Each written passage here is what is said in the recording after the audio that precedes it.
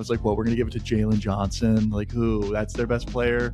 No, it's CJ McCollum, dude. Later career Magic Johnson, except he's like stronger and a little bit bigger. He's the LeBron of the American League Central. Can we say that? Sure. I don't know if I've got that dog in me like that. I'm surprised when they make contact, and I'm surprised when they don't strike out at this point. We're giving him Zion Williamson spring. No, Maybe we're not. We're not. We're not. All right. Welcome back to the Onside Pod with Matt and Kyle. We are in the thick of the NBA playoffs right now. It's been taking up all of my screen time. I think if I had a screen time thing for my laptop watching NBA, it's been 8 hours the last 2 nights. It's been so fun to watch. So we're going to talk a lot about all the different matchups. It's been kind of a whirlwind in terms of like some of the expected winners, even expected matchups. I think like seeing the Lakers and Rockets matchup and those teams being how they are is so strange. We'll talk more about it, but yeah. And then after that, we're going to touch on a few other sports, try to diversify a little bit of what we're talking about. Talk about briefly Rory winning the Masters and how that storyline can end up having rippling effects in other sports. I really can see that happening. We'll touch more on that later, and then move to baseball. Matt's our baseball expert. Yeah, the MLB is sending me a paycheck just to be the representative. But yeah, I mean, it's been a lot of fun. And I mean, the main storyline there, which we'll talk about, are the Mets, who are the worst team in baseball, despite having the third highest payroll of all time. Just astounding work that's going on in New York. I just can't imagine being a Mets fan. I saw a tweet that was basically like someone should write the reverse Moneyball book about what is going on in New York with the Mets right now. And I thought that kind of summed it up well. But yeah, we'll get into a little bit of the specifics. Yeah. Okay, so let's jump into it, man. I think this is a NBA perfect playoffs, time Kyle, to talk about it. Yesterday, as a Cavs fan, I will say, like, I'm a little bit biased here, but every game yesterday was awesome to watch and so fun. First game, Cavs Raptors. Watch that game, and I mean, obviously, Cavs winning is always great, but seeing even like a Raptors comeback late was it was a bit frustrating. But then it also like got my adrenaline up, got me back into the game, and then see the Cavs still take it felt awesome. A really, really cool just game too. I really like the way we match up with them. I think we're playing great defense. I like our lineup. We're starting Dean Wade right now, which is like surprising to me, maybe not other people, but Max Strus is healthy now, and he was hurt for most of the season.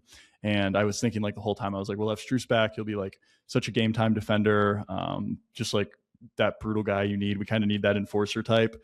And instead, he's on the bench. We have Dean Wade starting. But dude, he has been just shutting out Brandon Ingram. He's been playing such good D on him, and it's been so cool to see. So biggest Dean Wade supporter right here.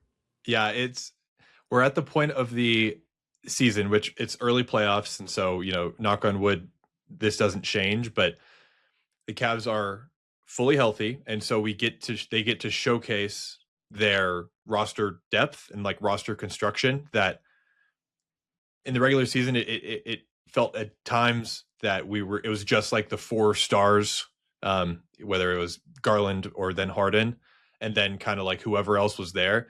And now it's like Kenny Atkinson is like flexing the depth of the rotation and also the fact that all of these guys can shoot. And I think that's made it really hard. The Raptors are like a pretty solid defensive team, and it still feels like the Cavs are getting open shots almost at will. And part of that is James Harden. The other part of it is like you said, Dean Wade, all the guys that you mentioned that are healthy now. It's, when you compare it to a team like the Lakers or Rockets, which we'll get to, they don't have that same depth. And I this is starting to make me feel very bullish on just the Cavs general, playoff chances. These are the kind of things you need to win 4 series in a row. For sure. And yeah, like you're saying, I mean, it's hard to take myself out of the Cavs bubble, but just like looking at our team, Thomas Bryant is one of those guys that's like that power forward center type of enforcer. He's hurt for us right now. And even without him, it doesn't feel like we're really missing much of anything. I mean, that's just looking at the defensive side of things. But then offensively, like the Harden and Mitchell combo is something that I never really thought I would see on a Cavs team. Like having two of these just scorer archetypes playing together, and how it's not just Mitchell driving to the hoop every time. And I think like as a Cavs fan that has been a Cavs fan my whole life, seeing that be LeBron, and it's like, all right, basically the whole fourth quarter, it's get the ball to LeBron, let him score. And then the past few seasons, it's honestly been get the ball to Mitchell when we need a bucket, let him score. And now we have two guys, and that is great, yes, but then it also opens up the distribution to a Sam Merrill who is absolutely camped out in the corner and is going to make a three. So yeah, There's such different scorers too, Harden and Mitchell, which is probably pretty frustrating for someone like Scotty Barnes, who is used to being able to shut something down, but now there's two kind of threats coming at him. I got to ask, you mentioned getting out of the Cavs bubble. Is this the least watched playoff series of all the ones we're going to talk about? I know they've been earlier day games. So what do you think? I did see it was the cheapest ticket on Sunday to get into the arena. There's some chatter about that, which I think it was like $35 at game time. You get into the arena for. And was that reported as like a negative for the Cavs or what? I think it was a negative for. I guess maybe it's because the Cavs are just so good; they're going to win by so much. Sure, they're waiting to pay the tickets until they get to the finals. It's really because the game was 1 p.m. on a Sunday, which as a fan, I will say I want to touch on this briefly. The timing of the games has been perfect as a fan, and maybe that's my Eastern Conference talking, because I think I'd feel differently if the first game of the day is happening at 9 o'clock in the morning. It'd be like, all right. Yeah. But nonetheless, I think the way that they've been spacing them out is really nice. And on the weekends, how you get these early afternoon games. And if you want to be a sicko, you can watch a game basically all day. It feels like the middle of March Madness, or not even the middle, like the early rounds of March Madness, where you could realistically turn on basketball at, I guess I'm in Mountain Time, 10 a.m. and then watch it until you go to bed. I mean, it's a little bit different because there's only, one game at a time. I do have some quibbles with like the Minnesota Nuggets. We're not on the Pacific Coast, and we're still starting it at like 8:30 Mountain Time. I feel like we can. Surely we can push that. Friend of the pod, Minnesota Timberwolves fan. It starts at 10:30 p.m. for him. Like, surely we can do something a little different here. But the day games are pretty fun.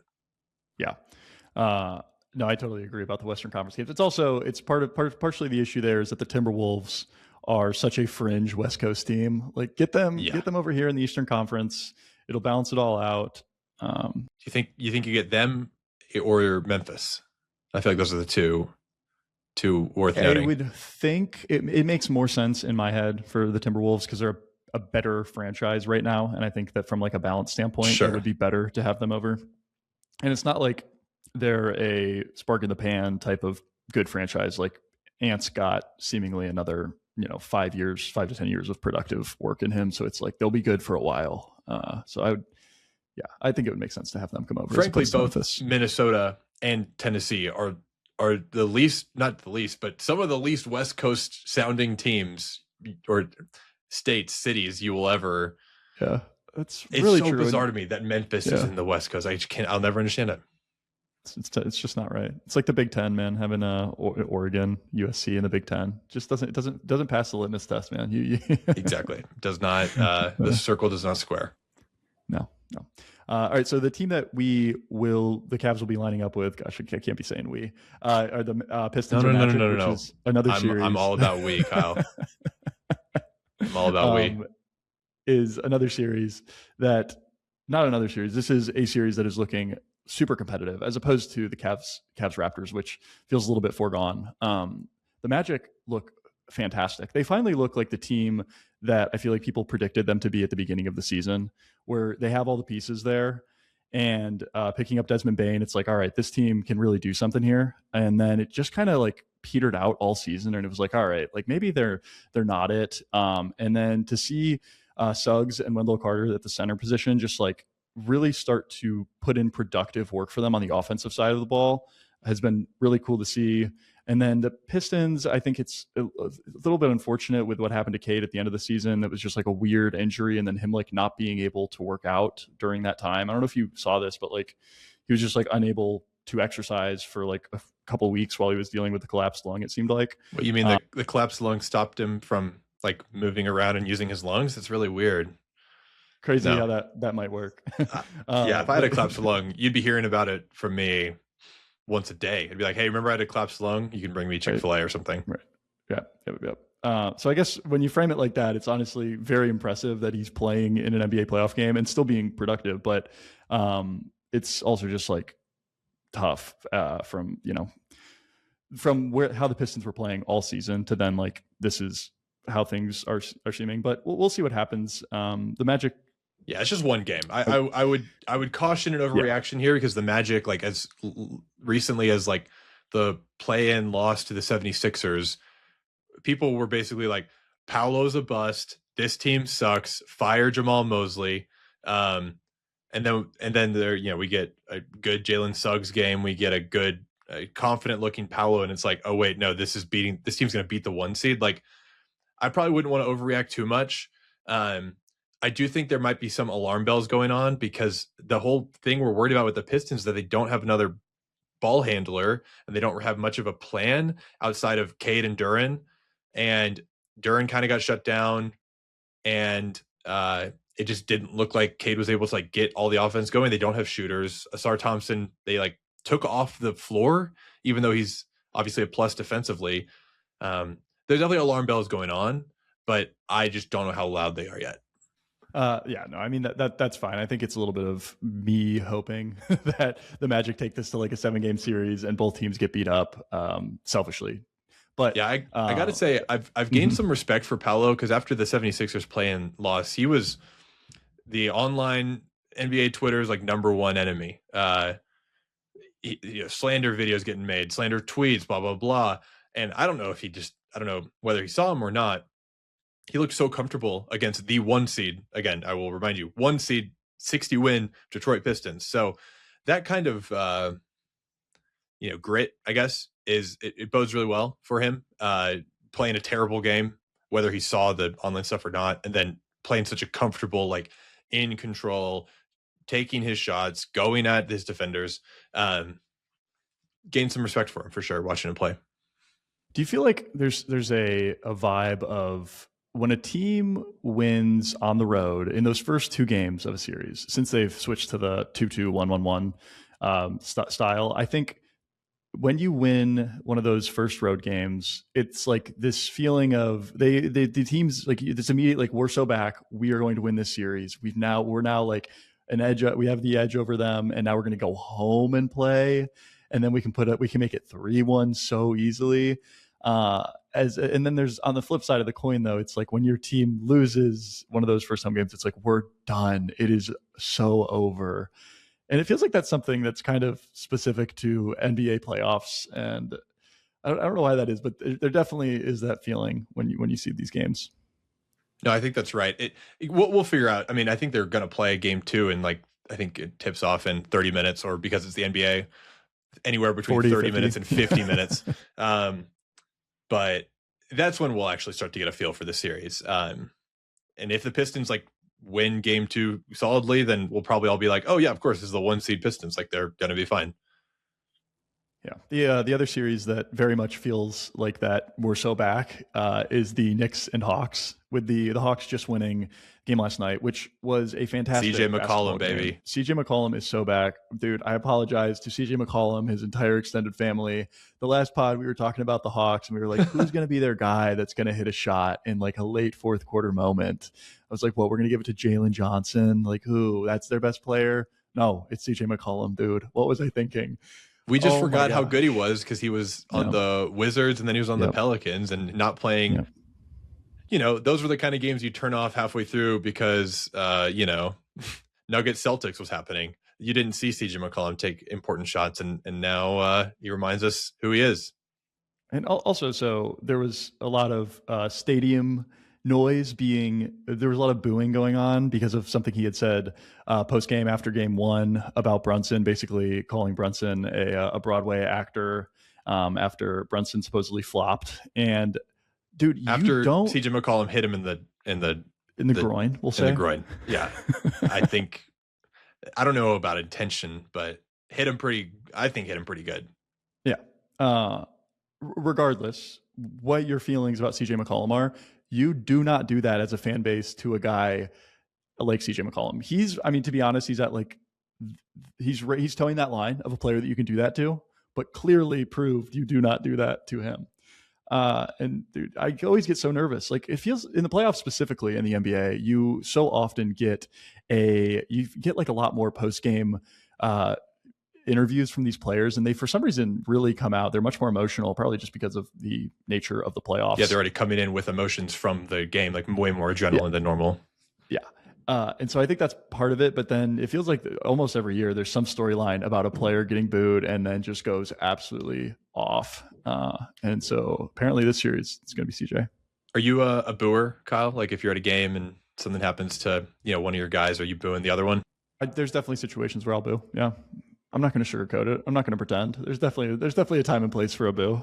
Are you more likely to boo if you're outside in a football stadium, or are you more likely to boo inside in like an NBA arena where it's a lot, I don't know, the sound's a little more echoey? Yeah, it reverbs. Yeah. I think I'm putting myself at courtside at like Madison Square Garden, and am I going to be booing anyone? That's your normal way to see a game. That's usually how I do watch my games. Yeah. Yeah. And I'll be honest, dude, I can't see myself doing it. I don't know if I've got that dog in me like that. Whenever I see a clip, I see this a lot at the Lakers games because it just feels like everybody there is on they're recording everything at all times on their phones. Someone booing or talking to like LeBron or Luka from a row away. I would not do that. I mean, as whatever my thoughts are on Luka or LeBron or any Laker, I'm going to be at worst cheering for the team against them. I'm not giving them any ammo. That's smart. I mean, after what we just saw last night, that is definitely the right way to do it. Yeah, we're getting the full Knicks experience here. I mean, we've talked about it all season, really, of how comfortable the Knicks can look at times, especially when Karl Anthony Towns is hitting shots, playing good defense. Mikal Bridges is hitting shots and getting like steals and fast breaks. And then on the other side, how just sad the Knicks can look and how frustrated they can look. That's what we're getting in this Knicks Hawks series. Of all the series, Nuggets Wolves notwithstanding, because I think that's the obvious pick, this is probably the most likely to go to a Game 7 of all these series. And I think a Game 7 Knicks Hawks would be so much fun. I'm looking forward to that. Yeah, and I mean the Hawks are red hot, right? Like we've been talking about them for the last few weeks. They're the team that can absolutely do it. And the Knicks, especially at the end of the game last night, just felt like it was get the ball to Brunson and let him make a play. And it's like, oh boy, that's a pretty good game plan, like all things considered. It's usually work, yeah. But I don't know. Actually, I like with the way that the Hawks are able to play defense, and they've just got a lot of big guys. It's tricky. You do start to remember that Jalen Brunson, for all of his, imperial power, is still like 6'1" when Jalen Johnson's in front of him. Yeah. We're setting ourselves up for like a Brunson 45-point game right now. It's going to happen. I mean, it's going to happen. He does love the playoffs. He loves the moment, and he'll deserve it. Yeah. So. Yeah. All right. Last series. We can be brief on this one. Sorry, Celtics fans. Maybe you're welcome, 76ers fans. This one feels also a little bit foregone. The Celtics are firing on all cylinders.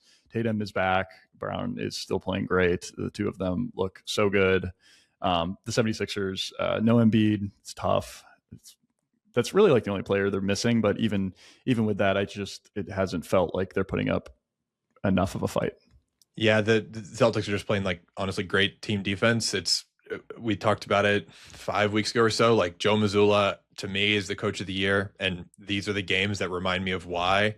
Because while Jason Tatum is like the main story, getting such good solid defense from guys like 7 through 12 on the roster, that's the real, I think, fulcrum here that's swinging it. And Joe Mazzulla deserves that, but it does feel a little bit, I mean, you never know. The 76ers have a lot of talent, but it kind of get back to Philadelphia. I could definitely see them taking one of these games at home. Like you said, I mean, they're super explosive. Doesn't feel like a sweep. Yeah. They've got guys that can make plays. I'll give them one. Gentleman's sweep, maybe. Okay. Moving to the West, the last game of the night last night, which was basically finishing up as I'm like waking up in the morning, was the Timberwolves and Nuggets game.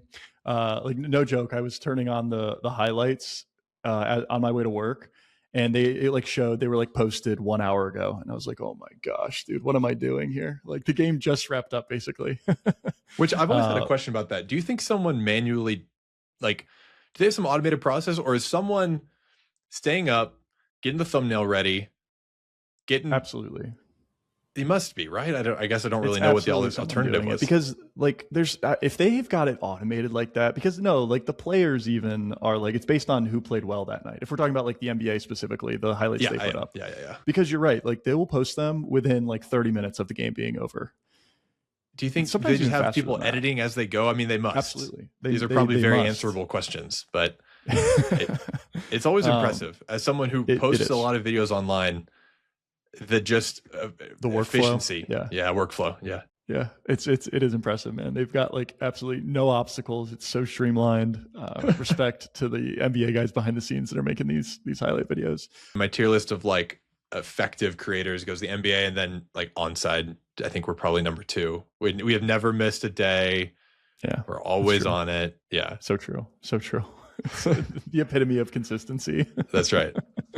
Once I will gripe on the NBA highlights. I was watching back theirs for the Nuggets Timberwolves game this morning, and they had not a peep about the Wolves foul at the very end of the game. It was not DiVincenzo. Oh my gosh, Jaden McDaniels, on the yes, and Christian Brown. Yeah, where Christian Brown dunking did nothing and hand checked Brown's like hip, and that was about it. Yes, and they had nothing about that, and I feel like it was a pretty important part of the game, and at least like it felt pivotal in the moment. Obviously, the Timberwolves end up winning anyways, but in the moment, it felt like a big play. Like then when I watched the extended highlights back later, I was like, man, they surely should have showed that. But I guess you can only do so much when you've got a 15-year-old editing in the back. And maybe the NBA has some remit to be like, hey, fouls are like the least fun part of our game that no one likes, so let's not, unless it's truly critical, let's just leave it out, which I can understand that. It wasn't a technical, wasn't a flagrant, it was just another foul. But the free throw didn't end up like really, I think Brown went like 1 for 2, didn't end up fully mattering.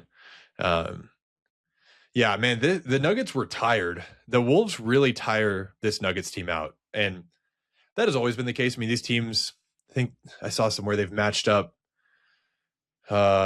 They've matched up like 3 times in the past 5 years or something in the playoffs, and the game, or not in the playoffs, in the NBA, and the game record is like 15 Nuggets, 14 Wolves. Like this is clearly a group of people.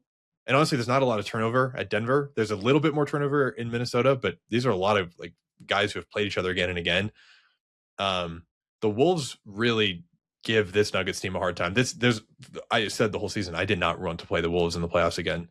And it's just how it's worked out. And I think it's still a very winnable game. The Nuggets offense is still, as good as it gets oftentimes, but this Wolves team believes they can beat us and know how to make life really hard. And when Ant scores, 40 or something like he did in game 2, that feels like it's just enough to kind of get him over and Jokic misses some crucial like last minute stuff. And that's it. That's what the game was.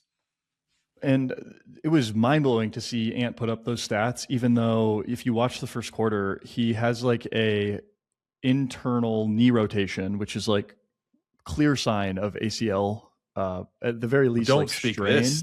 And I mean, it wasn't a thing. He was high flying within like 5 minutes, dude. But I watched that, and I remember seeing that clip of him, and I was like, oh my gosh, like, is he going to be out for the rest of the game? Like he's done for? No, he was totally fine. And that's awesome to see, because he's like one of the most exciting players to watch in the whole league. And I just really hope he can stay healthy, man, because it's so cool to watch. Yeah, it's going to be a fight. As a Nuggets fan, I do not want to be playing this team. I think it's going to tire us out for what looks like, if we win, a matchup with the Spurs. And it's already going to be a tough route, and we'll see how it goes back in Minnesota for 3 and 4. Yeah. I think, that's good. I definitely agree. I think I was going to mention, I think I did see you had mentioned how they're basically 500 in the last like 30 times they've played. They've played each other more than any other team over like the last like 4 seasons. It's been crazy. And they always end up in the playoffs, like matching up with each other. And they're always just such good series. And I think I think this matchup didn't even have to be the case. I believe if the Nuggets would have lost their last game of the season, they would have ended up with the 4 seed. Yeah, but then there's some karma implications there of like you tried not to win the last game and now you're in the playoffs and now the Rockets are really good because the basketball gods, curse you. So I was glad they won the last game of the series or the last game of the season, excuse me. We'll see if you're still singing the same tune in like 2 weeks. But if bracket manipulation is just who's ever had fun doing bracket manipulation, I don't know. That's a little silly. Yeah. Do you hate the idea of like allowing teams to pick their position in the bracket instead of having it predetermined? I've always thought that was a cool idea. I don't know if it should happen for like the 3-6 or the 4-5. I'm very pro like the 1 seed getting to pick their pick of the teams coming out of the play-in. I think that is a good decision. I think right now it feels like the 1 seeds are not like rewarded enough, and we even just talked about with Pistons Magic. It's like the Magic feel like they're not necessarily the upper hand yet, but like I don't know how much it's pretty close to uneven ground, and the Pistons won like 15 more games than the Magic in the regular season. Dude, I would much rather start my series away. I'll say that. Wow. Wait. Much rather. Okay, so walk me through that. That would... If I could still have the advantage to have... It would basically... I would want it to go 2, 3... 2 away, and then 3, 1-1. Okay. Yeah. That would be my ideal That's lineup. actually a pretty interesting idea, because the 3 home games in a row would be huge. A massive momentum swing. Yeah. And that's how it used to be.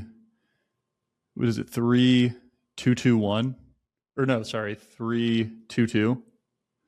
So what it was? There used to be. It used to be way different. Anyways, yeah, I think I would. Sum it up though. I would rather start away. It's a really interesting idea. Get the hard games out first, and then ideally win one. Yeah. So the Nuggets or the Timberwolves are going to match up with the Spurs or the Trailblazers. That one also feels like the Spurs are taking that. We touched briefly on it. Avdia has been awesome. I mean, he's a great player. Is he enough to stop Wemby and the rest of the Spurs? No. Yeah, Wemby's locked in. I honestly, I don't know how interesting this Portland team is. What's more interesting is like this coach situation. Did you see all the stuff about the cheap Portland owner and not wanting to pay the coach and after Chauncey Billups? A little bit. There was some other stuff. I think they weren't sending some of the players, some of like the 2-way players that are in the G League. They weren't sending some of them to the games. Same budget cut department, I think, of the Trailblazers making those decisions. I don't know how much like on paper basketball stuff there is to talk about here. Wemby looks locked in. The role players on the Spurs shot well, and anytime the Blazers got close, like Devin Vassell took over, and probably in game 2, some other Spur will take over. If this goes to 6 or game 7, I think it'll be interesting, but that's about all I got. Yeah. All right. Other side of things, I would say the more interesting matchup is the Lakers and Rockets as opposed to the Thunder and the Suns. The Lakers and Rockets has been what I've been describing as Mickey Mouse lineups and a Mickey Mouse series. It is crazy. The one constant, I guess, the one thing that makes it feel like a real NBA playoff series is LeBron, and he's still doing LeBron things. He's taking over. It's unbelievable to watch him do it. Yeah, it was like a old later career Magic Johnson, except he's like stronger and a little bit bigger, and it's like just all the ways that LeBron has figured out over the years to win basketball games, and he's obviously so much less explosive, but it's just crazy that the Los Angeles Lakers are basically like, hey, 41-year-old LeBron, we kind of need you here. And this against the Rockets, who are all young and strong and big and should be on paper better. And this kind of happened last season too, with because Luka was, I think, kind of hurt last season and also just like wasn't in true form. And I remember there was a couple LeBron games where he like just dropped 30 or something, and it's wild. And now here he is in like the same exact situation. It is crazy. Obviously, the scoring numbers are not. I mean, that's LeBron's done this his whole career. It's like he doesn't just need to score; he can literally do anything on the court. And Luke Kennard was the scoring story for the Lakers here.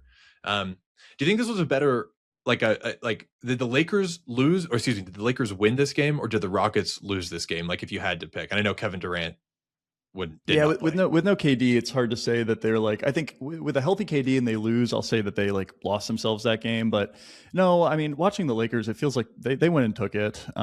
Like even without Luca, like they're still a solid contender, and they've got a lot of the pieces there, and Reeves. And no, I'll give the Lakers.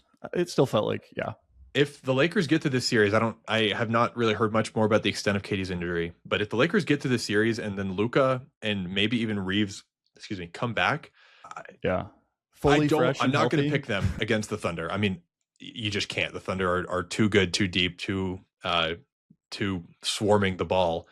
But it's Luka Doncic, Yeah, it's and going to be so hard to beat. Yep. We've seen Luka Doncic beat the Thunder before when he wasn't supposed to, when in the 2024 playoffs. So it's just going to get interesting, and I can't believe we're still talking about LeBron James as a meaningful, like one of the most meaningful players in this playoffs right now, and he is 41 years old, and his son is out there with him. I think was it that same 2024 playoffs where Luka he ended up beating the Timberwolves in the Western Conference Finals to get to the finals. Yes, exactly. And dude, you're right. And like that was him just taking over, and he was putting up 40 a night. And that was against the Timberwolves team that was like pretty heavily favored, I think, if I remember, in that Western Conference Finals game. And because they just beat the Nuggets in 7. Yeah, and then the Mavericks ended up taking that like 4-1 or something. And dude, thinking back on that, it's scary to think about a healthy Luka coming in to a series against anybody. Yeah, the Rockets need more from some of their guys. I mean, specifically, I think Jabari Smith Jr. is awesome, and I just think they're not using him correctly. Like this Lakers team should be the exact kind of team that Jabari Smith Jr. should like be able to exercise himself on more than just like being the 3-point shooter. And I know they don't have. We're really feeling the lack of the point guard with this Rockets right now. I mean, like the fact that KD basically brought the ball up this whole year, and now he's out, and they're just like, "What do we do?" That's tough. It's not impressing me coaching wise, but yeah, need some more from some of their other guys. Yep. All right. Last matchup is the Thunder and the Suns. This one also, I feel like I don't have a ton of content on. It feels like the Thunder are rolling, and this one I will predict sweep here. Doesn't feel like too outlandish to say. Yeah, Thunder are they're so good. When Chet plays good, and he hits shots, it doesn't feel like much can happen. Yeah, and I was thinking about it, and before the game, I was thinking about all the play-ins and the Suns. At least coming back, they had a good game against the Warriors to make it, and thinking like, all right, you get the momentum from like winning a hard play-in game to make the playoffs. Like, is there something there? Like maybe you at least take one, but the Thunder just feel way too good, and they were ahead the whole game, and it's like, yeah, the Suns aren't that healthy either. I mean, it's Devin Booker could maybe win him a game, but they don't have Mark Williams, at least I don't think, for the foreseeable future. Same with Grayson Allen. So, the story is a little bit written there, but at least Dylan Brooks is going to get into it with some guys on the court. That is true. Yeah, he's got to be like one of the most annoying players to see on the other side of the ball. It's like him, Draymond Green. Can you imagine if we just made a team of like the 5 just most toxic guys you can imagine? Like, I'm trying to think of what that would even. It would probably definitely be Dylan Brooks, maybe Grayson Allen. Give me like Diabate from one of the Thompsons. Diabate from Charlotte has mixed it up with a few people. Beef stew, just a group of enforcers, really. Gosh, I want to see that. I want to see that team. Oh my! Speaking of, I guess on a tangent there, I did want to talk briefly about playoff officiating and how it gets a lot of talk. Watching specifically, we were talking about it earlier, but the Timberwolves and Nuggets, and that the foul with Christian Brown and Jaden McDaniels, and that being Tony Brothers, who is probably the most prolific NBA ref. I feel like he definitely gets the most headlines, and people talk about him more than most refs. And just thinking about how hard of a job it is to ref in the NBA in general, and then you think about the playoffs where they are inherently just so much more physical.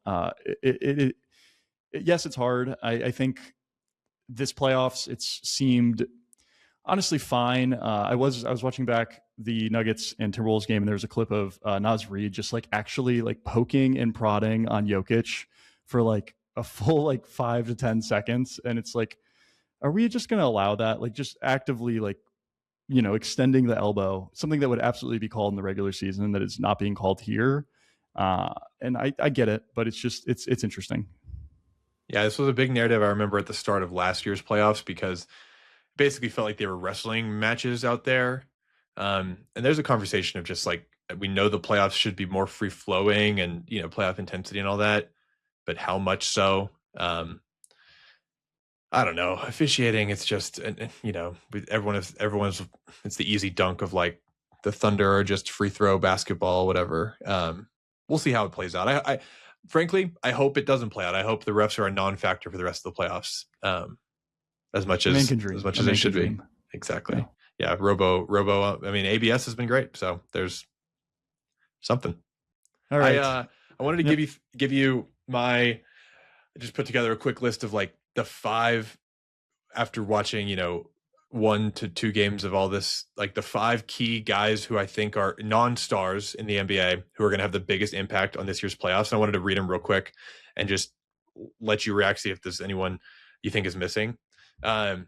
First one, and this is a little bit reactionary just because he had a huge game last night against the Nuggets, but Dante DiVincenzo for the Timberwolves is number 1. Actually, non-ordered. He's the first one. Sam Hauser for the Spurs.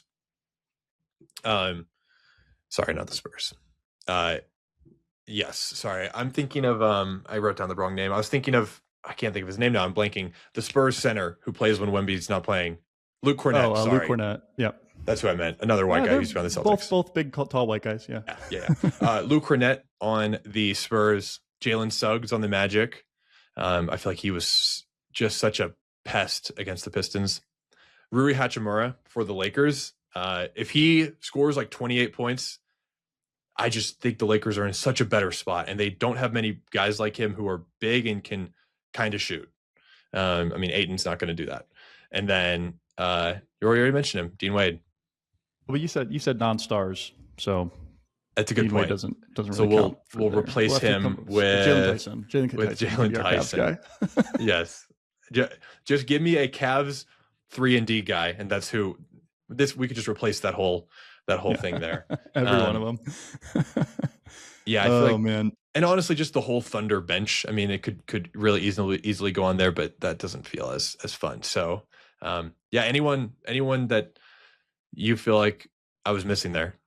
Probably the one, I guess, it comes to mind initially after watching that Magic game is Wendell Carter, their center. He's just such a force on defense. And then on top of that, he had double-digit points, which doesn't feel right. Doesn't feel like something he should be normally doing. And for him to be having such a huge impact defensively and offensively, was huge. And I think like he can be a huge impact player for that series. Along with Jalen Suggs. I mean, on a similar vein, it's like a guy that can play both sides of the court, but is able to efficiently score, which I feel like he can do. And we've seen he's doing something. So if Durant gets shut down again in game 2 tonight, that will be the biggest alarm bell I think that could be rung for Detroit. Cool. That's a fun list. I haven't thought about Sam Hauser in a bit. I didn't even mean for you to, is the tough part, but that's okay. We can think about him. Luke Cornett, though, is actually awesome. I totally agree. Like when they do have to sit Wemby, you think it's like this huge miss, and then you realize that like their backup center is very serviceable. He's also way more athletic than I think he gives off. Like you see him run down the court too, and it feels like giant fee fi fo fum. But then you'll see him like get an oop or something, and he does like a 180 in midair and dunks the ball, and it's like, wait a minute, what? Like you don't see Jokic doing that.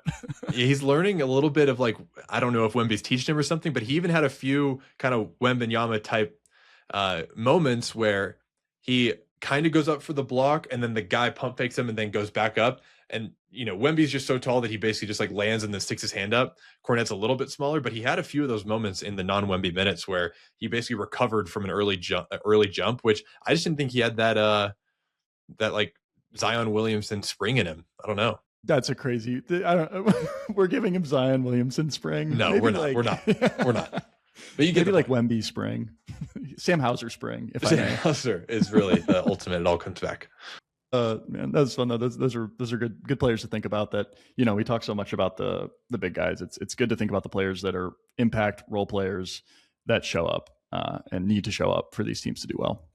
All right, so 2 weeks ago we watched Rory McIlroy win the Masters for the second time in a row, and as a more casual fan of golf, my thought was this was far less exciting than last year.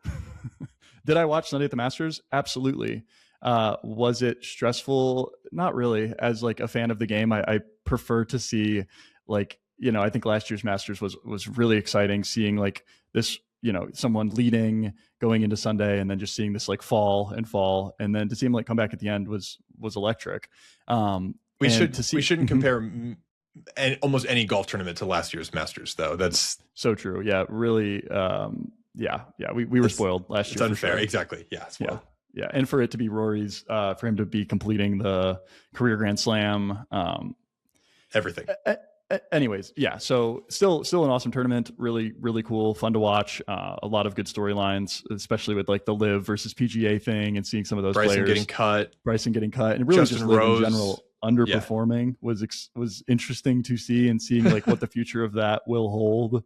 At like you see him at the Masters, and then it's like I don't know, the whole world is watching, and then they go right back to playing at these like random Live tournaments in Mexico. And not to say there's anything wrong with a Mexican golf tournament, but you could get the point that I'm making. It's like the juxtaposition for these Live players is so much different than these PGA players, and how much that can play into how they perform is just in the pressure that they face by being the face of a whole different organization that is entirely opposite to what the rest of the sport seems to believe.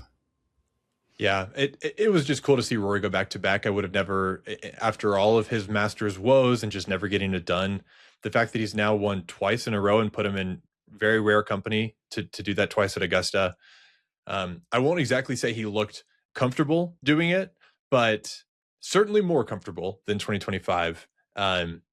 And it definitely wasn't his best golf, and he still won. I mean, he won decently comfortably by the end. And yeah, I mean, he's now a two-time Masters winner, and there's only 3 other guys who can ever say that. So yeah, I was looking back.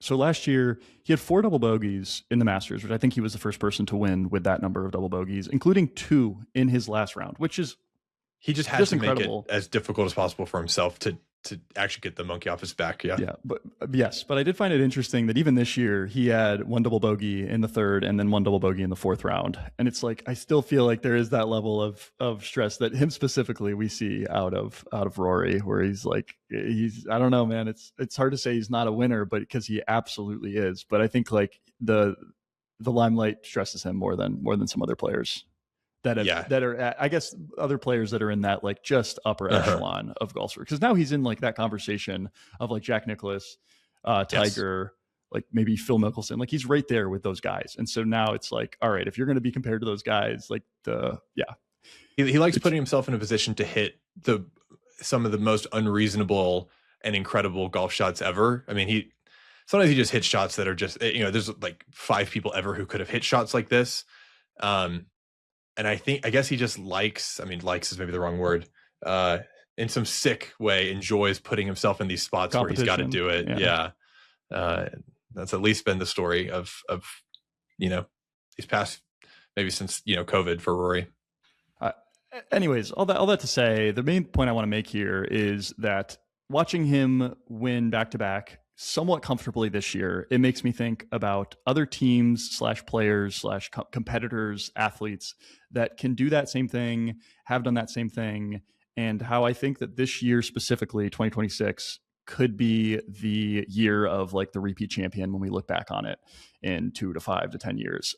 And the reason I say that, if you hang with me for a little bit, we think about, okay, basketball, we were just talking about it. The Thunder are the odds-on favorite to win the finals. Their route looks sweet right now. I mean, obviously they're going to have a really tough series in that Western Conference Finals, but nonetheless, I mean, my understanding is they're the odds-on favorite. So like if we think about that specifically, there's one example of a potential next repeat. And then taking it one step further, the place that I go is tennis. And thinking about tennis tournaments, the next tennis tournament that is up is the French Open. That will be played on clay. And I mean, Alcaraz or Sinner, it feels like a coin flip nowadays with basically every major final.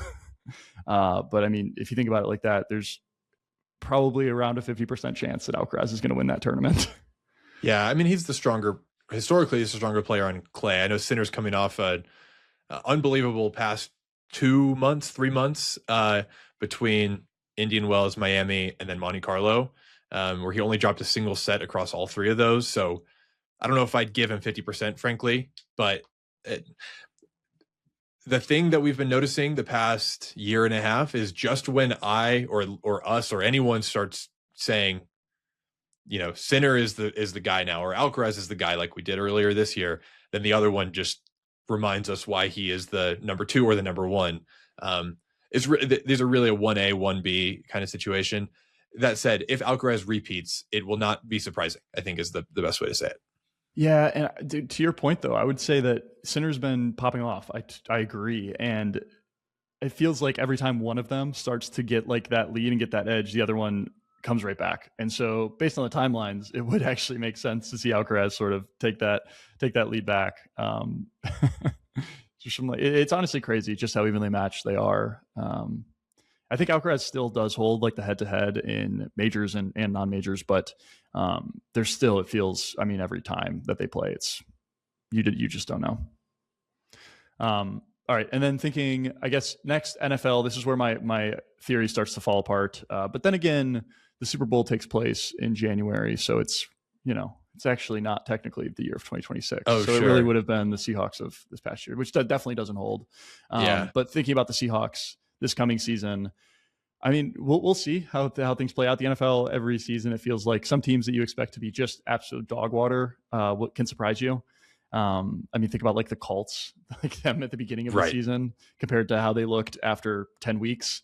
Or I mean, even the Seahawks were like, Sam Darnold, like, yeah, right, that guy's going to win a Super Bowl. Whereas like then you think about, where they ended up. This feels like the weakest part of the theory, but I don't think that it disproves it.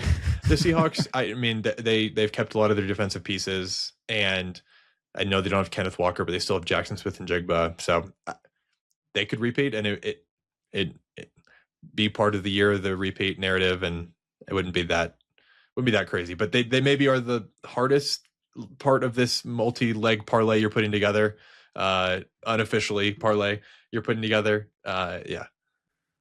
Okay, now let me give you the last piece of it, which I think is another piece that really feels, unfortunately, way too good, which is the Dodgers. The Los Angeles Dodgers. The Los Angeles Dodgers and their chance to win the MLB playoffs this year.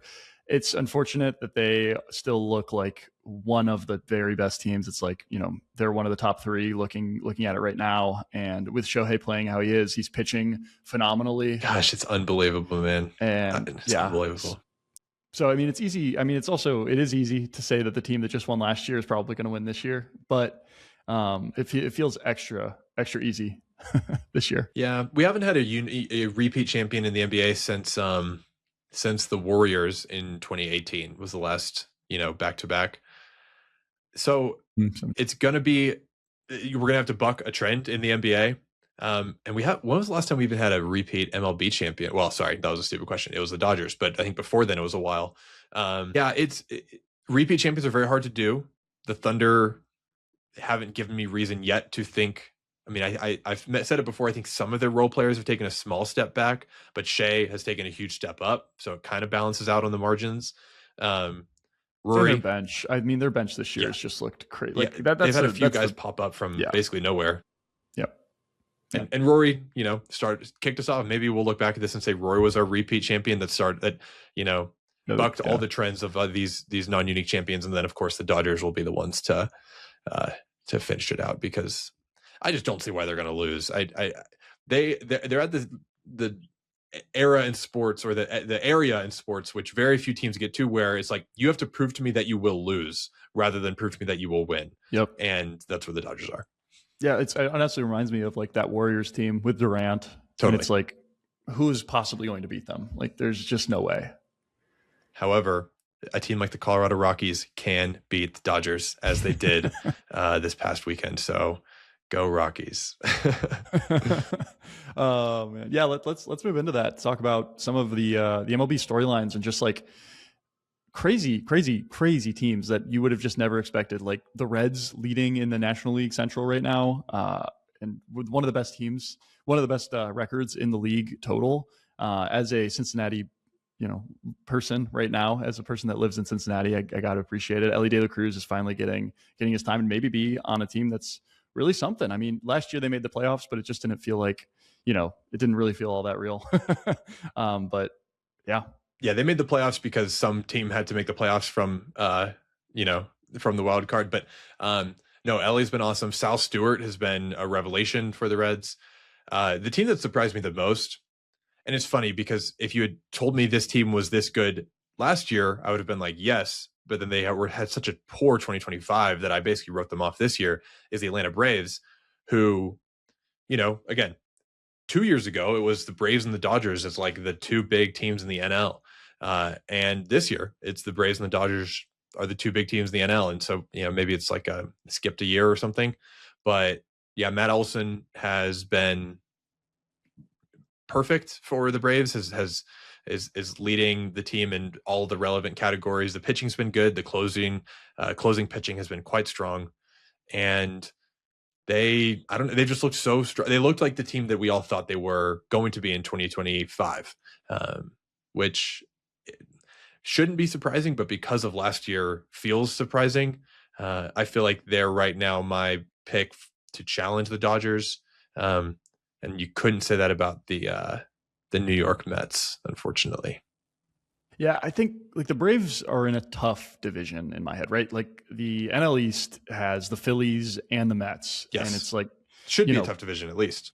in theory, based on paper, you would really think that those teams would be great. But the Phillies and Mets both actually are tanking, frankly. Like the Mets are 7-15 as of this recording, and I mean, just abysmal. And I mean, mind you, Soto's been hurt, so they're missing out on that. But I mean, regardless, they have so much star power. I mean, they've got like, yeah, like I think we talked about it, the third highest payroll of all time in the history of baseball, and yet they just cannot win. They're I Yeah, think on 11 straight losses. yeah, it's one of the worst like high profile losing streaks in a long time that I can remember. I mean, the worst part is some of the guys that they were really hoping to take a step up. Specifically, I'm thinking like Nolan McLean, he started his career last year in the majors. This year is officially his rookie year. Has been one of the best pitchers in the majors. So if you had told Mets fans, "Hey, Nolan McLean's going to be one of the best pitchers in the majors," they would have been like, "Let's go. We must be challenging the Dodgers." And instead, Francisco Lindor and Bo Bichette, like just because Juan Soto is not there, they just can't even put runs together. It's really a travesty. It's baseball, very long season. We say this all the time on the pod, like we can't overreact too much. But if I was a New York Mets fan, I would be absolutely overreacting. Yeah, duh. And especially after last season, I'm sure they got a lot of that where it's like, okay, you guys are gonna be fine. Like it'll Yeah, all just work weird out. season. Yeah, Yeah, right. you guys, good start, but it's been like a weird middle. You guys will totally figure it out. You just have to make the playoffs, then you're fine. And then obviously end up not making the playoffs at all. So yeah, I'm sure the alarm bells are ringing on that side Yeah. of New York. I'll just real quick shout out some of the other teams that are notable. The other surprising teams. Uh, well, I'll lead with this one. They're not surprising. The Yankees are very good. The Yankees pitching has been unbelievable. Cam Schlittler has been very solid. The Astros started off very hot and have slid from there. Hunter Brown's on the IL. Jordan Alvarez is still basically the best hitter in baseball, other than the aforementioned two demigods of Judge and Otani. But Jordan has been incredible, but they're still losing like every game, so that Yeah, I sucks. think I And did then see he's the home run leader right now, though. I think he's he's a got home run 10. leader, and he's Yeah. also like the batting average leader, or at least one of them. So that's a pretty good combo right there. Last one I'll shout out: Mariners shouldn't be as bad as they are, and they are. So weird. Yeah. Brian Wu is the ace that the Mariners hope that he is, and for whatever reason they just can't score enough runs. I think the big one here, and we'll get to a closer that is very important to the team in a second. The big one here is the Mariners closer, Andres Munoz, has just, I think he blew like 3 games already. Specifically, I was watching, he was up 6-2 on the San Diego Padres. The Padres scored 4 runs against him and then a 5th run on the guy who replaced Munoz and blew the game basically. And last year he was one of the saves leaders. So you've mentioned it before, but like these closers are so important, and I think the Mariners, it's not the only reason they're a problem, but it's a problem. And then Cal Raleigh is not the same guy. It feels like, I mean, they've got guys, even I think of Raleigh and Naylor as being like big hitters for them. And it feels like they just don't have a get it in play guy. Like maybe Julio Rodriguez should be that guy that's just like a consistently get a hit and just get on base. And it's just not happening for them. And yeah, it's really weird. I think this is a team where I think it is just like early season growing pains. That's my thought too. It out. But yeah. That's my thought too. Quick shout out to the Guardians. Yeah, why not? Leading the AL Central? Come on. Jose Ramirez has still aged, does not define. No, he doesn't age. Yep, he doesn't age. Yep, he's the LeBron of the American League Central. Can we say that? Sure. No, I'll even give him the American League Central and the American League West. I'll combine 2 divisions for him. Come on. Yeah. On our most ridiculous stat of the week, we'll do a few baseball here, a few more baseball, just because like still in this small sample size section of the season. So there's a few guys with just like crazy numbers. I'll go quick through 2 batters. Jordan Walker of the Cardinals is basically leading all offensive players. And I frankly did not know who he was before the season. Maybe that's a me problem. I know he's still young. And then Ben Rice, who is the Yankees, I think currently their full-time first baseman, but was their catcher last year, and he like weirdly goes in and out of the lineup, is currently putting up an OPS of 1.276, which is basically like Barry Bonds numbers. So hope they figure out that they should be playing Ben Rice every game, even if it's at the DH spot. That feels like an easy decision, but that's just me. And then the last guy is a pitcher before I'll let you introduce our actual most ridiculous stat. Jose Soriano is the Angels starting pitcher, and he's always been like a strikeout guy, but always rickety. This year he has let a single earned run in, and that was a solo home run. Has 39 Ks through the first 5 games. So I don't really have an explanation for this one. He's just torching people, and I would have never expected it.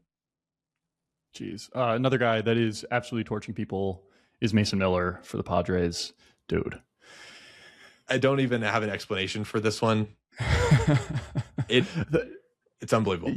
Yeah. So we talk about closers a little bit, and just thinking about like how important they are to a game. And like, it feels like baseball is sometimes driven by like momentum, and being a closer and being able to throw it 100 and something miles an hour feels like the most important thing for a closer at times. It's like, do you have a guy that can just out heat them? And Mason Miller is that dude, man. He rifles it. Of 38 hitters that have come to the plate, he struck out 27 of them, which is just bonkers to think about, man. Like, these people are going out swinging. They can't hit the ball. They just cannot connect to it.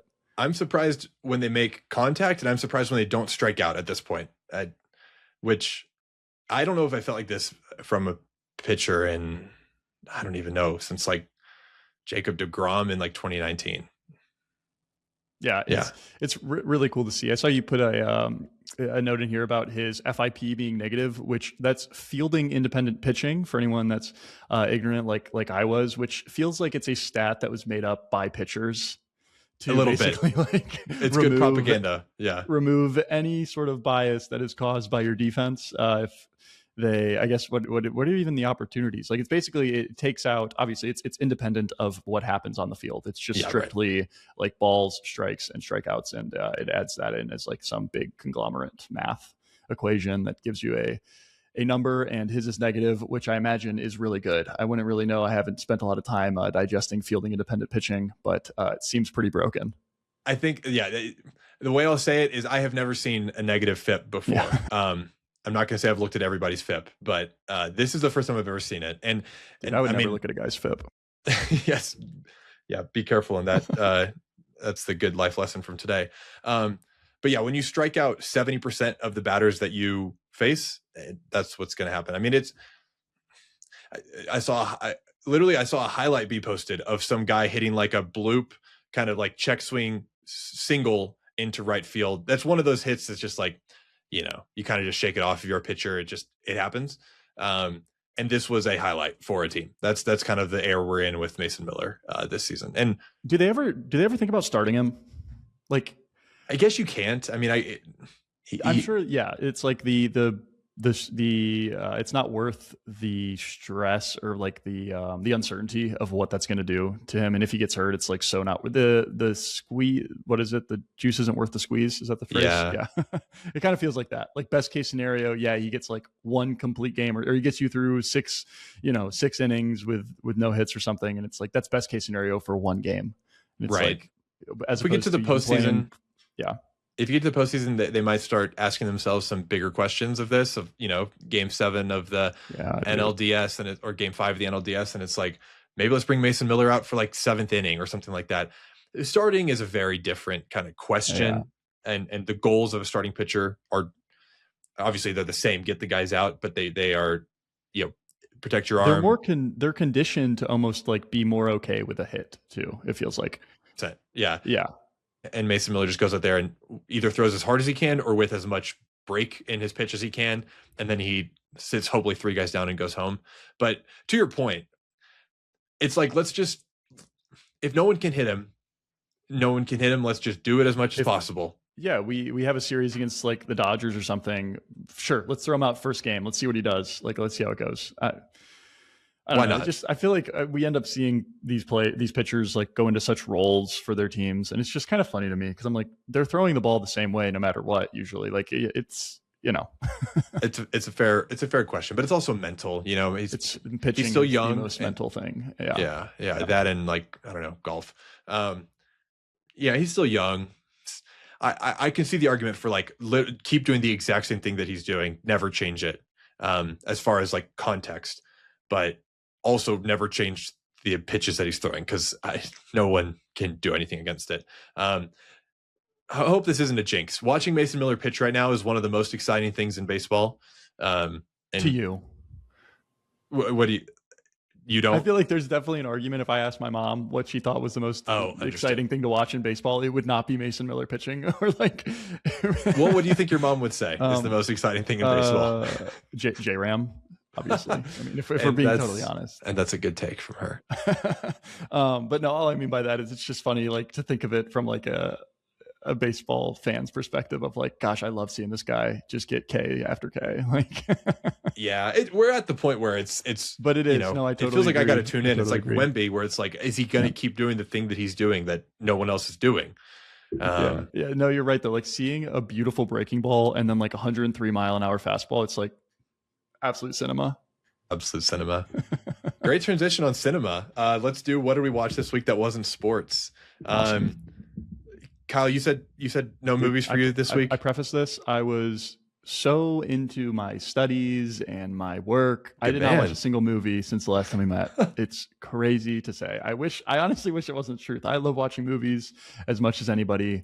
But for whatever reason, I think honestly the big part of it has been the NBA playoffs. It's like every night there's a game I want to watch, and it's like, am I really going to skip this and watch it back later, and then I'll watch like something else? So yeah, it's been a lot of sports in my life. I think the NBA playoffs point is right. I've only watched really 2 movies, maybe with one exception from the week before since we last met. I'll go quick on the first one. It was The Weatherman featuring Nick Cage. I'm a Nick Cage believer. Ever since I saw National Treasure when I was like 10 and I saw people like making fun of Nick Cage online, I was like, nope, I like Nick Cage. So I'd never seen The Weatherman. You seen Ghost Rider? I have seen Ghost Rider. I feel like that's you don't have to bring up his worst moments in order to disprove me. That's the exception that proves the rule. No, it's not a good movie. How about The Weatherman? Yes, The Weatherman was really good. It's a lot of Nick Cage voiceover, which your mileage may vary on that, but I thought it was a good, portrait of a guy who's like has a depressing life and figuring out what that life means for him. A little bit of a bummer, but also kind of funny in a lot of ways. So it wasn't too much of a bummer. But speaking of the NBA playoffs, I did have to choose between the playoffs last night and the Speed Racer 4K re-release. Um, Kyle, are you familiar at all with Speed Racer? Yes, I couldn't tell you an actor that's in the movie. I want to say, It's isn't it appropriate. directed by the same people that the Matrix is directed by? It's like the two Yes, the sisters. Wachowskis. Yes, that's right. And this was kind of their big like blank check movie after, or maybe not directly after the Matrix, but In shortly after. between, yeah, Yeah, around that time frame. I have seen Speed Racer. I was probably 12 to 13 years old, and it was on like normal TV, like maybe it was on Disney Channel or something. I don't remember, but I definitely remember watching it on TV and loving it as a kid. good I really take. did. Yeah, Yeah, it's one of those movies that kind of got buried when it first came out, both by it's a very stylized, loud, like colorful movie. So a lot of critics just like kind of bounced off it, weren't super into it. And then also it came out like a week or 2 weeks before Iron Man did in the theaters.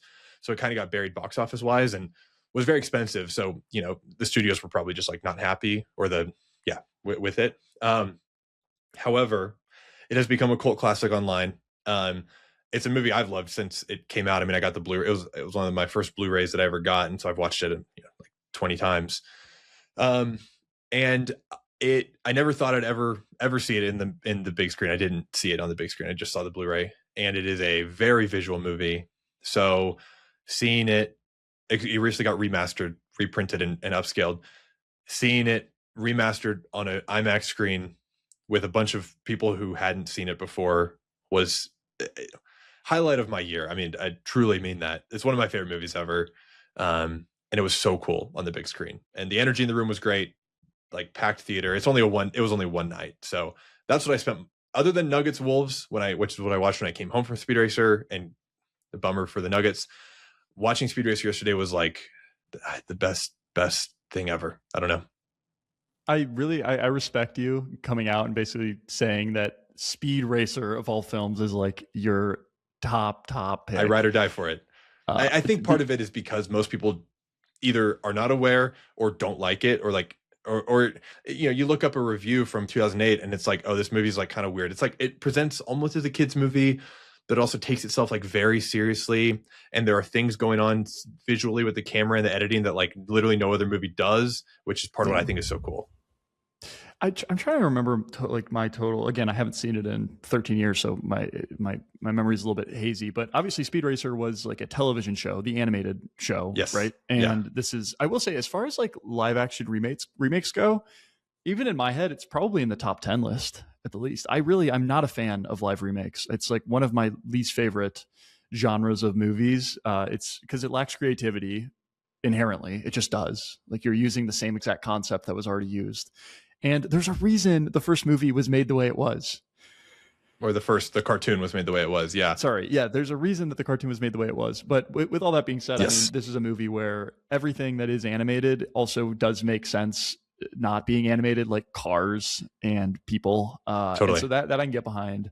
And then the only scene that I'm thinking of right now, it's like the first time, and this is no spoiler, guys here. So he's like getting in the car for the first time, and I just remember it's like such a dark track, and it's like a super hype moment, and there's like some crazy music, and that's like the only memory I have in my head of it.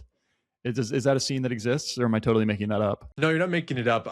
It's like on a racetrack too, and the racetrack is like Mhm. absolutely ridiculous. It Yes. looks like a Mario Kart scene. Definitely some Mario Kart physics at work in Speed Racer.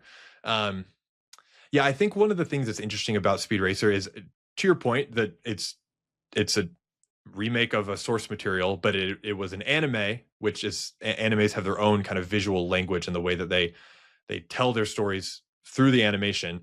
And the filmmakers wanted to be very um, uh, loyal to that and like not give away the anime, both like the script and the visual like idiosyncrasies of an anime, but they wanted everything to be live action. And so there's so much creativity and like innovation in how that's presented on screen. Like there are times where like the people's face will like cut through the whole screen and it'll like wipe into a different scene, or there are like, there's parts where the camera is like flying all over and then it shows the screen and then that zooms out and it's like actually a screen inside of a screen. Like there's all these like flourishes basically that you normally would have to do with animation, and they did it with live action, which I think is off-putting But I think it's the coolest movie ever. So, with all due respect, I do think it's like the quintessential 12-year-old boy favorite movie. 100%.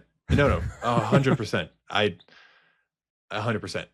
It's just like, this is accessing that part of my brain, and then also the part of my brain that's like, oh, they were actually really cooking when they did this at the same time. So yeah, was a good one to see. But those are my two movies, Speed Racer and The Weatherman. Couldn't have been that much more different, frankly. No, that's really true. Yeah. Oh man, The Weatherman's on my list for sure. I've been wanting to see it for a long time. It's also kind of a cult classic. I feel like people really, they speak highly of that one. It's like, no, Nicolas Cage is different. Watch this one. Yes, that's yes. Gosh, people have good taste. Cool. Do we dare touch? All right, let's touch on it. Survivor 50. Yeah, we got to at least do our little Survivor corner here. Okay, what was your thoughts on the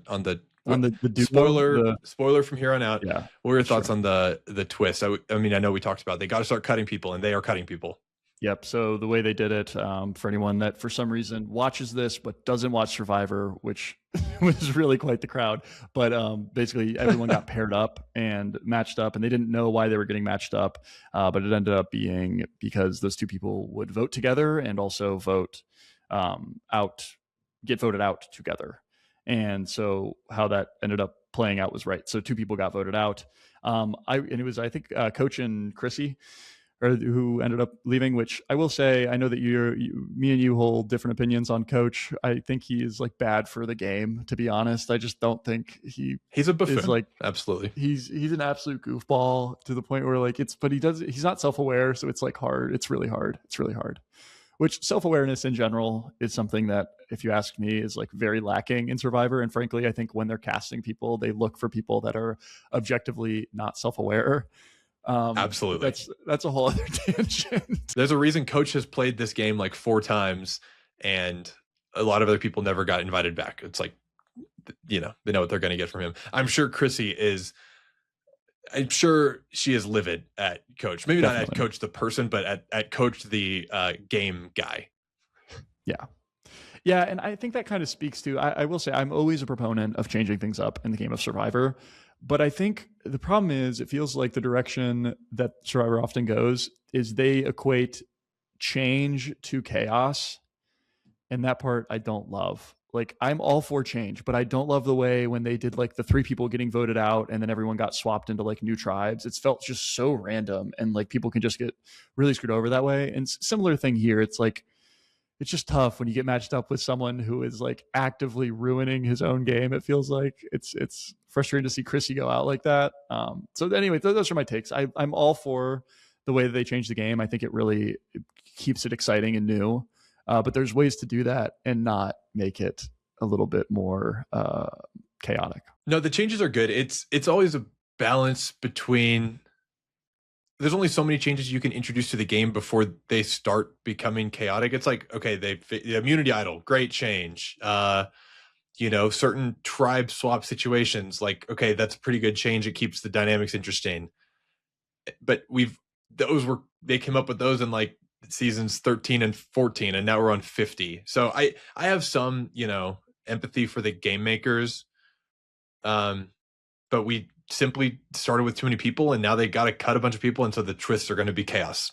So I guess my thought on that, my pushback is, the changes don't have to happen that same episode. Give them a chance to like understand what's happening, give them something new, let them breathe and think about it for like a couple days, and then implement what that actually is. That's a fair point. Or there's like lots of ways to do it where it isn't just this like immediately, oh my gosh, like this is going to happen today. It's like, no, here's what the change is going to be, and that's actually going to affect what the game is played like days from now.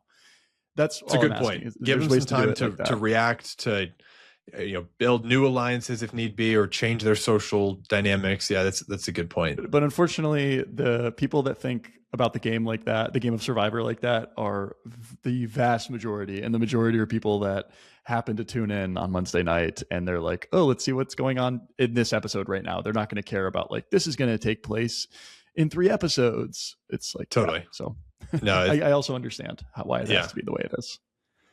Yeah. It'll be sad to have the rest of the season without Coach, and also frankly Chrissy. They were providing it like at the very least interesting dynamics and introducing some tension to people. But and also just like, I don't know, big characters. But we're at the point where every vote out is going to be a little bit painful of like, oh, that's someone I kind of really wanted to see play. And that's just what happens in a returner Yeah. season. So true. So true. All the people are fun. Like honestly, everyone is at least like a character, like a really good character. Right. Right. Yeah. All right, Kyle, do we want to do Biebercella? We can do it quick. I don't know. Dude, let's Do, talk about it. Let's talk about thank Justin you. Bieber at Coachella, That's what I was also hoping. known as Biebercella. That's what I was hoping the answer would be. Are you a music festival guy at all? Have you No, been to a music festival? Okay. I haven't. I It's kind of similar to my thoughts on like going to the Masters, that like I'm sure it'd be a great time if I bought in and did all that. I'm not willing to spend the money or the time or the effort seeking this out myself. I think music festivals are cool. Nothing against them. Just not like, you know, whenever you plan a vacation, there's going to be hassle, and that's not the hassle that I want to pick up. That said, I thought this Justin Bieber performance at Coachella was really, really cool. Did you get a chance to check it out? Totally fine. If not, I Yeah, can so monologue. I haven't like watched. I have seen some of the clips of it live. I haven't like watched a lot of the performance, but my understanding is There's not basically that much out there, yeah. right. My understanding is he's basically like playing very old videos of like old music that he came out with when he was, a teenager, and he was literally like pulling it up on YouTube on the big screen and then singing along to it almost like karaoke style. Yeah, so it was really cool because I at least feel like I grew up with Justin Bieber, and a lot of it was my sister who's about 17 months younger than me, was a huge Justin Bieber person, like all the way, like from the first A My World believer, if album, I may. a believer. And so I feel like I grew up with Justin Bieber as like one of the most out of celebrities, one of the most consistent presences in my life. And obviously we've also seen him, we saw him grow up from, he was discovered on YouTube with like basically posting covers, and became like a global superstar. And then, there's been ways that's been really hard for him, and he's been mistreated in a lot of ways. And also, he's obviously not handled everything perfectly, but also it'd be hard being famous so young. And, he's now a dad and all that kind of stuff. And I just thought this was such an intimate performance. Like he was basically going back through like his whole life on the internet, went from like the first covers he did through like all his albums, and then giving a little bit of talking through it and just singing along with it. It's also a factor, like he doesn't really do many big performances nowadays. I don't remember the last time he toured. I'm not obviously super tapped in on Justin Bieber's every move. But I just thought this Coachella performance was like, I think the easy reaction was like, oh, he wasn't trying that hard. This is just like Justin Bieber. He's going through mental health stuff and he like can't put together a performance. But like, this was way cooler than some manufactured like stage show. I think this was him like reacting to his life on the internet that we have all lived with him. I thought it was so cool. I get like when I think about the idea of it being like a lazy performance, it really falls apart for me when you remember like who Justin Bieber is. And I would think maybe someone that's like a B-list performer at Coachella would maybe like have collected their bag and it's like, all right, let me just put out like one last hurrah. Dude, he has caboodles of money, and this is like genuinely like so inconsequential in terms of like financially, which is the only reason he would do it lazily, is if it was like a financial gain. But I just don't see it like that. And so for me, I totally agree. It's like this genuine performance that, yeah, maybe the average Coachella participant didn't love because they love more of like this modern entertainment where it's more of like this spectacle. And this seems like it was more of like a heart to heart almost with the fans. And yeah, I agree with you. Like, I think I personally appreciate that and appreciate it a lot more than some like disingenuous, fireworks show where they're just blasting these songs that they came out with 6 months ago. It's like, no, this is. And we've gotten that his whole career. I mean, like most of Justin Bieber's career, we got the big stage performance. Like he's that exists if you want to seek that out. And they also had that at Coachella. Like Sabrina Carpenter did a very classic, like, big show. And that makes sense. She's obviously a huge pop star like right now. But this was like Justin Bieber, who has so much we all seen him live so much life, good and bad. Um, and it was just like very stripped down. I think two really cool things I bringing Billie Eilish up as like the One Less Lonely Girl, which is like a gimmick he's done for his whole career when he does that I did see song. this. That was Yes. very cute because she famously Huge fan, was a right? huge believer and now Yeah. is a huge pop star of her own, and they've done a Yeah. song together. That was really cool, and I think clearly what she wasn't expecting it, which is sweet. Um, and the second thing, when he was singing the songs, obviously he has a much deeper, like natural singing voice now than he did when he was like a teenager recording the songs. But he could still like access that octave, and there will be times where he'd sing like one verse in his normal singing voice, like deep singing voice, and then he'd do the second verse in like what sounds like his old voice. And I just thought it was just such a cool way to be like to remember that time. And honestly, I thought I was like a Lily, Justin Bieber's so lame, stop being a believer. But now that I'm older and hopefully wiser, it's like he's just a kid making music. I don't know. It's cool to remember that. No, seriously, and I think like he really became so much more than music and like a performer. So I can only imagine how that must have weighed on him because, like, as a kid, his whole life, like, he was being brought up as this like child prodigy and musician. Like, he's playing the guitar, he's singing, and then it all becomes like so in the back. Like, it doesn't become the focus. The focus is like Justin Bieber being this like heartthrob of America instead of him being like a really good musician. And it feels to me like he's always just wanted to be that. Like, he wants to be the performer more than Justin Bieber. He wants to be like, you know, that type. And this feels like a performance where he's really emphasizing that by basically just like going through and playing some of, yeah. And I think the last thing I'll say is I don't know how many other people could do this performance where they go back and they do the YouTube videos and they do all the old songs that everyone in the crowd knows. Like, it could be just because no one was in that exact same era. Like, there were obviously artists who were way bigger than him before him, but then it would just be like doing throwbacks. Like, it wasn't exactly, they're not YouTube native.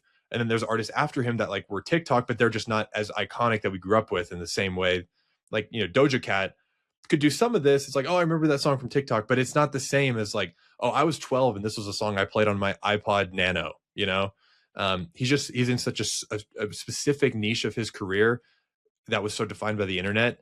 And I think this was a cool, like, little, you know, Homage to it. yeah, exactly. That's yeah. So, I know that it made it seem like I was a huge Justin Bieber fan. Honestly, I haven't even. No, dude. Onside Pod confirmed believer for real. Yeah, I'm comfortable with being one. Just to be clear, this was I thought one of the coolest like media things from the past 2 weeks. So I had to talk about it. Yeah, I personally give a lot of grace to anyone that goes through what it takes to be like at the very top of tippity top.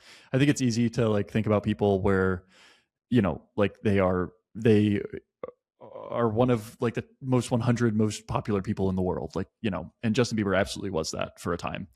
And it just like the amount that it must weigh on you when you can't even go outside and you can't even like take a walk without it just being an event. And especially for him, that happening when he was 14, 15, 16 years old, I have a lot of grace for that. And even with all of that, he's here, to be frank. Like, I mean, he's here and still performing. And I really did like, I loved a lot of his more recent work. Swag and Swag 2 is kind of not for me. But before that, like thinking about, I remember when Purpose came out when I was in high school. Purpose is a cool album. It's such a good album. And that was like, I was wrestling with my masculinity when I was in 2015 and being like, am I allowed to be a believer when I'm, you know, 15 or whatever years old at that time? And it's like, yeah, you know what? I am. This is good stuff, dude. I like genuinely like this. And that's where I fall in Justin Bieber now. I think he's a really good musician and has come out with a lot of awesome music. Confirmed believers. I love that. Let's just to close this out. Let's check the Magic Pistons score. They might have even not started. Goodness gracious. Oh, wait, that's tomorrow. Sorry. For some reason, I thought that was today. Yeah, no, Spurs play tonight. Maybe that's what I'm thinking. Oh, Celtics are up but 4 on the Sixers. Dang. Hopefully the Sixers do something. Like we said, might be a sweep. Anyway, we'll be here. What are we going to be here next week, Kyle? I think so. I would like to be here next week. We're gonna see each other this weekend. Yeah, we are. We're hanging out in Ohio. It should be fun. Awesome. So maybe we'll be tired of each other and we'll wait a week. In person showing, guys. Everyone pull up. Yeah. Live pod. Gracie will be there. Maybe we'll get one other person. Yes. No, Onside Pod. We're presented by Field Guide Podcast Network. We have some other stuff. We actually just recorded like basically a sports rewatchables. Luke, Clark, and I rewatched the 2019 Bucks Raptors NBA Eastern Conference Finals, and just talked about the legacy of that series. It was really fun. I think that'll be up probably in 2 days from you hearing this. And check it out. I don't know. We got a lot of good stuff. It's sports, it's NBA. Kyle and I will be here for the NBA playoffs, and hope you're here with us. Thanks for listening. Yeah, awesome. Thanks.